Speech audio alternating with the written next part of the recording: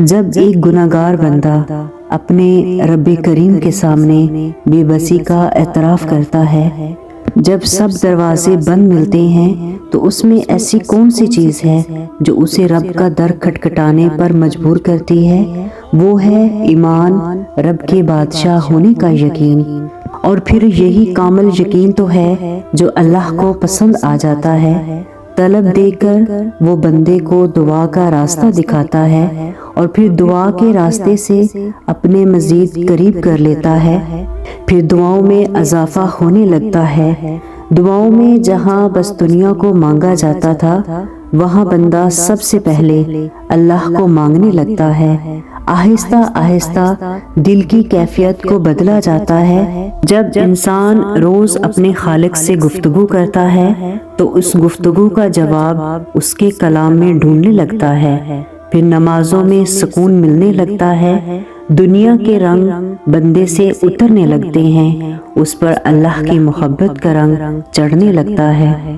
دعا میں دنیا بھی مانگی جائے تب بھی اس عبادت میں اتنی برکت ہے کہ یہ ہدایت کے راستے تک لے جاتی ہے، اور جب بندہ اپنے رب کی طرف سے صراط مستقیم پا لیتا ہے تب اس کی ہر خواہش کو پورا کر دیا جاتا ہے، کیونکہ رب العالمین کے در سے کوئی سوالی محروم نہیں جاتا۔ دعا کرنے والے کا دل نرم کر دیا جاتا ہے۔ جب دعا کے لیے ہاتھ اٹھاتے ہیں تو ہمارے دل میں یقین اور ایمان کا اضافہ ہوتا ہے۔ اللہ تعالیٰ ہر انسان کی دعا کو ضرور قبول فرماتے ہیں، مگر قبولیت کی مختلف شکلیں ہیں۔ ایک شکل تو یہ ہے کہ بندے نے دعا میں جو مانگا وہی ہو بہو مل جائے، اور دوسری شکل یہ ہے کہ بندے نے جو چیز مانگی وہ اللہ کے نزدیک مصلحت کے خلاف تھی، لہٰذا اسے قبول نہ کر کے اللہ نے اس کے مثل کوئی آنے والی بلا اور مصیبت کو اس بندے سے دور کر دیا۔ تیسری شکل یہ ہے کہ اللہ تعالیٰ اس بندے کی مانگی ہوئی دعا کے بدلے اس کے نامہ اعمال میں نیکی درج کر دیتے ہیں۔ یہاں یہ بات ذہن نشین رکھنی چاہیے کہ اگر کوئی دعا گناہ یا قطع رحمی پر مشتمل ہوتی ہے تو اللہ تعالیٰ اسے قبول نہیں کرتے۔ نبی کریم صلی اللہ علیہ وآلہ وسلم فرماتے ہیں کہ جب بھی کوئی مسلمان ایسی دعا کرتا ہے جو گناہ اور قطع رحمی پر مشتمل نہ ہو تو اللہ اس شخص کے لیے اس دعا کے بدلے 3 میں سے ایک ضرور عطا فرماتے ہیں۔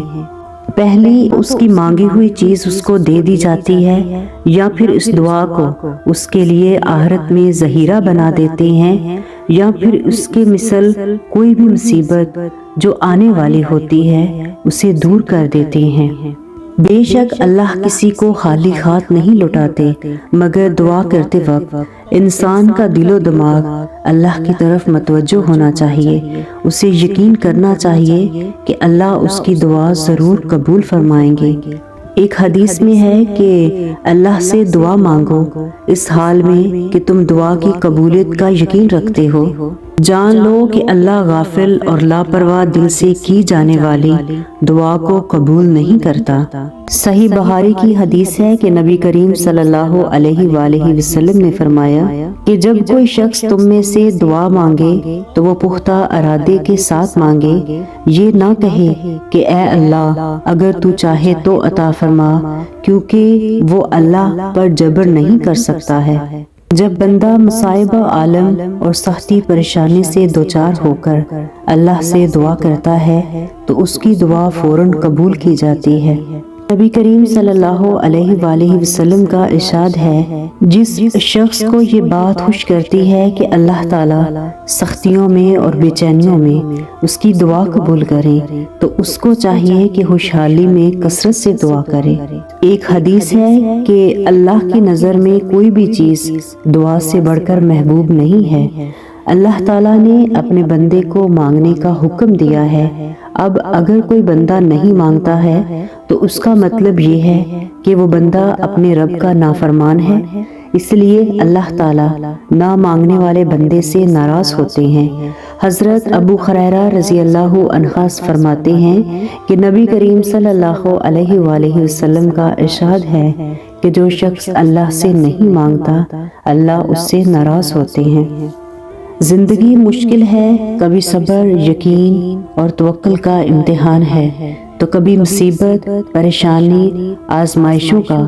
ابھی تمہاری دعائیں ادھوری ہیں تو کیا ہوا؟ سب سے زیادہ دلچسپ واقعے بھی تو صبر کرنے والوں کے ہیں۔ وہ جنہوں نے ابر رحمت مانگا تھا انہیں گرم اور تپتے صحرا ملے، پھر ان کے صبر کے حسین قصے صحیفہ آسمانی میں ملے۔ صبر آخری حد تک، جب آگ کے اندر ڈال دیا جائے پھر بھی صبر، مچھلی کے پیٹ میں صبر، فرعون کے ظلم کے خلاف صبر، اندھیرے کنویں میں بھی صبر، بیٹے کی جدائی میں بھی صبر، بیٹے کی جدائی میں بھی صبر، بس اتنا صبر کہ جب تک تمہارے حق میں رب کا فیصلہ نہ آ جائے۔ اگر ہر نماز میں اس کے سامنے روتے گڑگڑاتے ہوئے آنکھیں تھکنے لگی ہیں، صبر حد سے باہر ہونے لگا ہے، انسان کی بے بسی ہار مان چکے، تب اللہ کی طاقت جواب دے ہی دیتی ہے۔